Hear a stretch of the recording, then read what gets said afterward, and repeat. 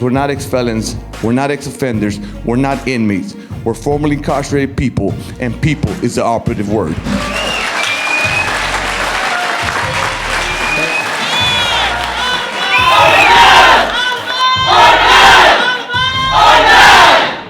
Hundreds and hundreds of people are here, all directly impacted, formerly incarcerated leaders, and also people directly impacted family members. There are over 400 people here from 30 different states. 1/3 of the American population is directly impacted, and that's what this conference represents. This is vital. This is a unified force against a system that has been oppressing us for centuries and decades in this country. This is our lives. This is not our jobs.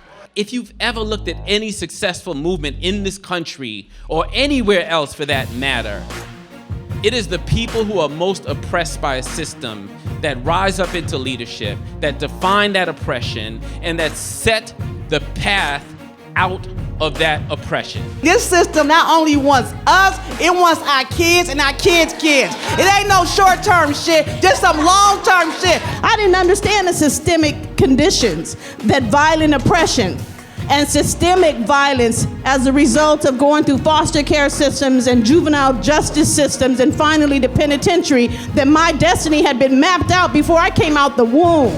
It's almost like you win the lottery. To be around my fellow formerly incarcerated people. I'm one of those women who lost their childbearing years. When I went to jail, my daughter was 9 months old. When I came home, she was calling someone else mother. They had took away my ability to be a mother. I looked at things from a perspective as, I'm a felon, I'm a felon, I'm a felon, because I got no all the time on applications, apartments. But now, when I was able to touch bases with a lot of my brothers and sisters here that are formerly incarcerated as well, like myself, and they're not felons, it finally means peace. It finally means that I'm free. How many people in this room had experience with a lawyer or a public defender who promised you something but failed to deliver? We're just criminalized all of our life. As a 13-year-old, I got a label as a gang member, as no good person. I had a public defender and she tells me, Mr. Jones, I believe that you're innocent, but I don't think you're gonna get a fair trial. So you should take this deal for 7 years and go to prison. I said, you gonna do half this time with me? My dad is undocumented and my brother is in prison. Everywhere I look is incarceration on my family, in my community. The issues are the same. The handcuffs are the same, the jail cells are the same, the beds are the same, the police coming into our community, it's the same. For my last prison sentence, I had to turn myself in with only 18 months sobriety. And we're overfilled, overcrowded, hot as hell, just stripping us down from all humanity, being warehoused in cement and steel. And at that moment, I knew I had to get involved, stay involved, and be there for my people. I realized that if I can go from the crack house to the White House with a felony conviction, that there is purpose. I had to realize that when I walked into a room, although they were commissioners, mayors, city managers, I was the expert in the room on this topic. Subject matter experts. Experts by experience, serving our country after serving our time. This weekend started happening in February of 2011. You'll see around the walls, those are the 14 planks of the platform that was ratified in Watts in 2011. We've had 3 regional conferences. We done met with the Justice Department. We done ran in and out of the White House. We met in the Department of Justice, but something transformed in that meeting. In that meeting, they turned around and didn't see formerly incarcerated people no more. In that meeting, they didn't see ex-felons no more, y'all. In that meeting, they didn't see ex-convicts no more. In that meeting, they seen people who had been incarcerated. Everybody has been impacted by this era of mass incarceration. I have cousins who have served time. Keep demanding things from whoever has my seat, from whoever has everybody's seat. Of somebody who works in the nonprofit industrial complex. I believe that this money is solely and squarely and entirely the people's money.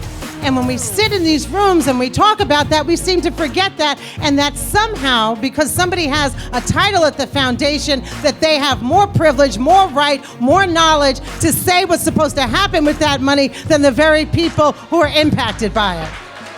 I do need the folks in philanthropy to actually come up and stand in front of the stage. These are our friends. Let's struggle together to actually bring resources for real freedom.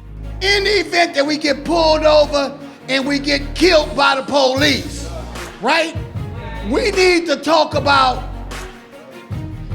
how come our records hit the paper and their records don't. 886 people were gunned down by police in 2015. We can't defend the good ones without defending everybody. Just because you got a video camera out and you capturing this stuff on footage, it doesn't matter in the context of the law. And these officers know that and they design their policies around that. It's not a white issue, not a black issue, not a Christian issue. Believe me, when he get out that car, he ain't ask you, is you a Muslim or Christian? He say, put your hands up. Unfortunately, 300 gangsters don't put their hands up. Hello, FBI. My name Davon Antonio, never done PFK, boom. Go tell that to the Alphabet Boys. As the Honorable Elijah Muhammad said, unity is more powerful than an atomic bomb. Though they are trying to destroy us, if we stand together as one unit, I'm telling you, we will turn this system around. This is my life, and I can tell because when I breathe in and breathe out, I'm whole. And because it's not like work to me, this is my life, this is my purpose. Everything that happened to me prepared me for the work that's in front of me. I need to recognize that 40 prisons in 25 states is doing something today. There's 25 states with prisoners in them that's on strike in 40 institutions. I need to recognize that today is the anniversary of Attica. The 20th was the anniversary of the murder of George Jackson. Some of us has been at this thing ever since then. We're gonna have a panel on political prisoners up in here. Because like at a certain point, y'all know they exist. They was in the hole with many of us. I personally was a political prisoner. As she said, I spent 33 years in different prisons around the country. This is the man who walked Asada out of prison and she was still free. People have a right to struggle by any means against their oppression. Most international laws give them that right. 40, 50 years of their life taken away by imprisonment. They're here today after 40-something years and they're still in the fight. If our understanding of this problem isn't that this is capitalism, then we're just gonna become so-called reformers. And we come up with so-called different ideas and so-called new theories to the same problem. And the problem is America. America. This country, with its history of genocide, has no right to impose laws on the people who have been the targets of that genocide. Over 44 years, I've watched men go insane. I watched men take their lives. I've watched men beaten and murdered by security people. A large part of my survival had to do with the strength that I inherited from my mother. I want people to remember me as testament to the strength of the human spirit and determination.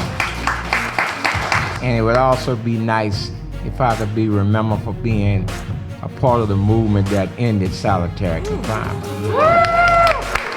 Hope is on our side. It's the oppressor that doesn't have any hope. They're scared of our hope, our faith. It's not they that have it. We have that.